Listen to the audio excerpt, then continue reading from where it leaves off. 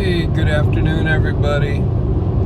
Hey, I've been studying Abraham and some of the things that happened in Abraham's life. Abraham was the friend of God, and God allowed Abraham to ask him questions because Abraham, during his lifetime,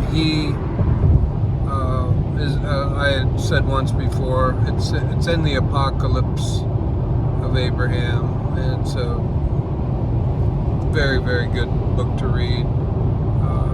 Regardless, Abraham, his dad sells idols. His dad makes idols. His dad worships idols. And Abraham says, Dad, these are the head of one fell off. His dad would whittle out of wood idols, and he would chisel out of stone idols, and he made idols, and he sold them. Anyhow, so in this book, after God takes Abraham basically to heaven, and tells Abraham that he's going to be basically the father of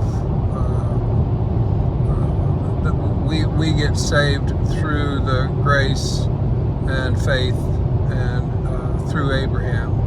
Jesus comes through Abraham, Isaac, and Jacob.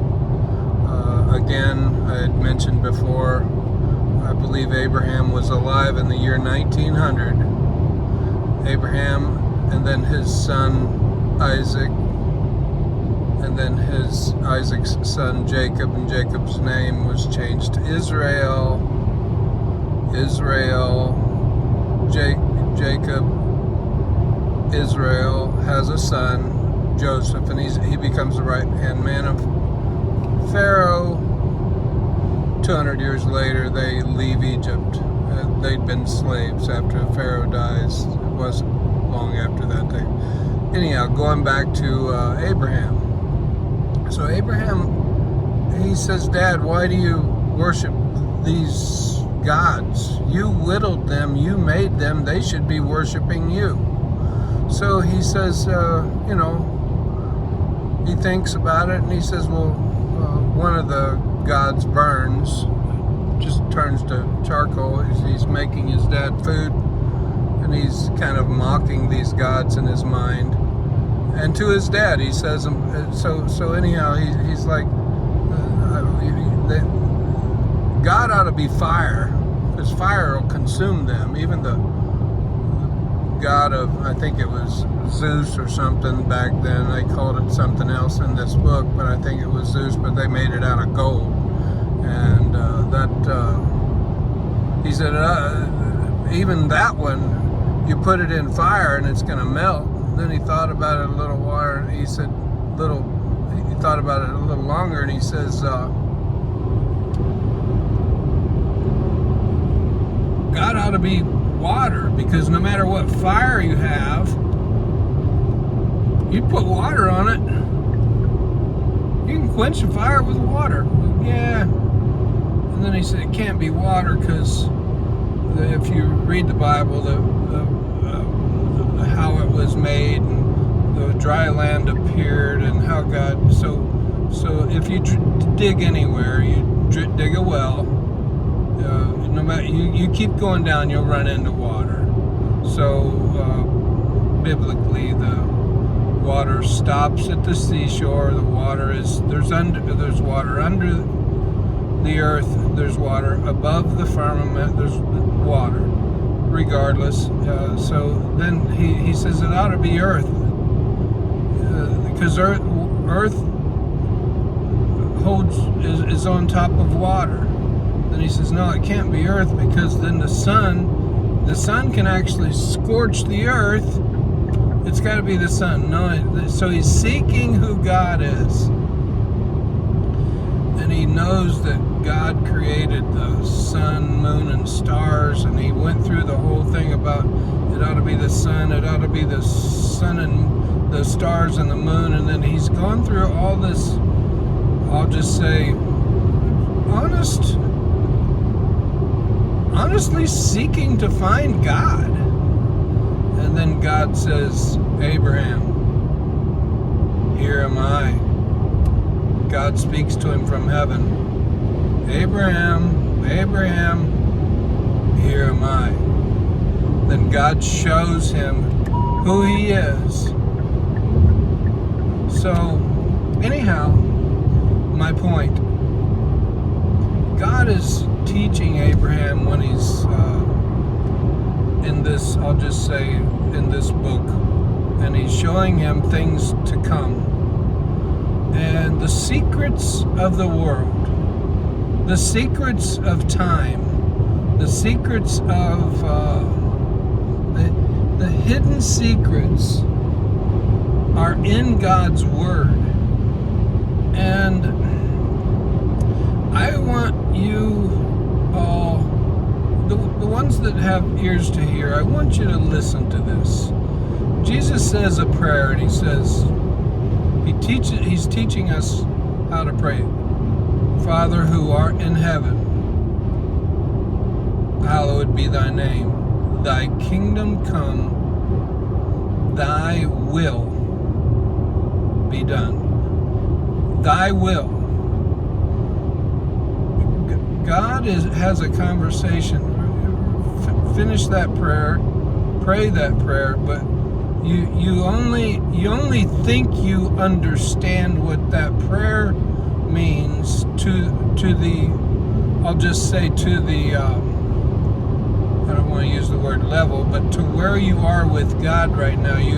But that prayer and what it means, thy will be done. God tells Abraham, he says, because Abraham's asking him questions. Why is there sin? Why do people kill? Why are there some that are my descendants? You're showing me the future. Why are some of them murderers? Why'd this happen? And he says to Abraham, and this is where I would love for you to open your heart. And God says, he's talking to him about his father. You remember your father, Abraham?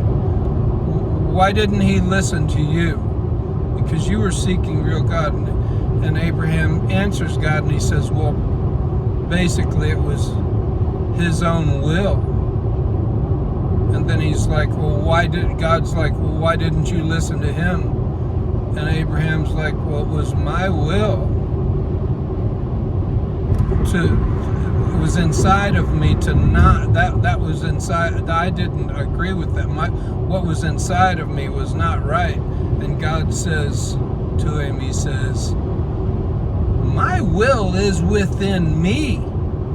God has a will within him. And he said, Abraham, my will is within me. Get that into you. Abraham's father, who worshipped idols, his will was within him. And Abraham's Terah, Abraham's father, his will was,